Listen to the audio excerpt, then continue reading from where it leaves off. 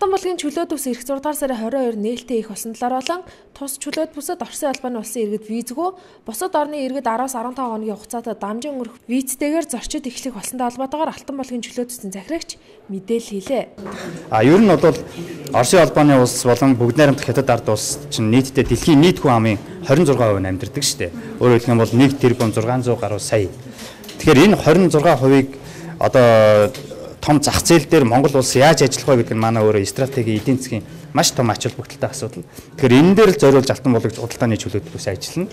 Энд ажиллахын тулд бид одоо бүх талаараа маш их яаралтай хурдан одоо бүх хүн эрүүг тэрвэхээрээ байж 6 сарын 22-нд аль бие ёсоор байнгын ажиллагаатай болгочих юм бол эх 2015 онд Монгол улс бүгд найрамдах хятад ард улс Оросын албаны улсын хооронд байгуулсан 100 тэрбум Америк долларын худалдааны түншлэлийн гэрээнээс 100 сая долларын ашиг болох боломж байна. Тэгэхээр Алтан булгийн худалдааны чөлөөт бүсийн захирагчийн ажлын албаны зүгээс гадаад хэргийн яам, за бусад холбогдох байгууллагуудтай хамтарсан ийм албан тоот бичиг илгээгээд за энэ нөрөө хэлийн чандах консулын газруудаар хүргэгдснээр одоо тухайн улсын иргэн өөрийн Монгол улсын элчин сайдын яамны элчин сайдын яамнаас одоо холбогдох зөвшөөрлөө авах боломжтой. Ер нь бол чөлөөт бүсэд зорчихдоо гадаадын иргэн бол аль бие ёсоор захирагчийн ажлын албанд хүсэлт урилга хүснэ. За ингэсний дагуу бол одоо тус бүсэд нэвтрэх ийм боломж бүрдгий.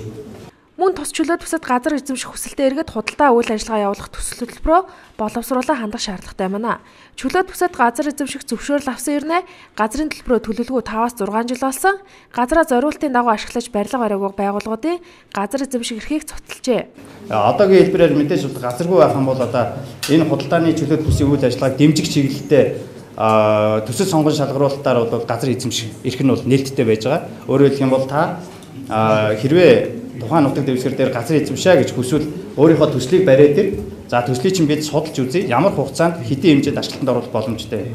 За ингэсний дараа бол одоо газар эзэмших эрх чинь хэдэн метр квадрат дээр явагдах боломжтой юм бэ гэдэг ийм судалгаануудыг үндэслээд газар олох боломж бол бас бий. Мэдээж одоо өмнө нь газар эзэмшижсэн гэрээний төрчлөлтөө иргэд аж ахуйн нэгжүүдийн газрыг бол цуцалж байгаа. Өөрөөр хэлэх юм бол тэр хүмүүс маань гэрээнийхаа дагуу одоо газраа эзэмшиж ашиглах тийм ээ үйл ажиллагаагаа хийх ёстой. Гэтэл одоо үйл ажиллагаагаа хийгээгүй одоо жил гарan болчихсон. Дээрээс нь газрын төлбөрөө төлөөгөө 5-6 жил болсон юм компаниуд байж байгаа. Эдний бол гэрчлэгээд хуулийнхаа дагуу тэр гэрээнийхаа дагуу цуцлагдах ийм нөхцөл байдал үүсэж байна.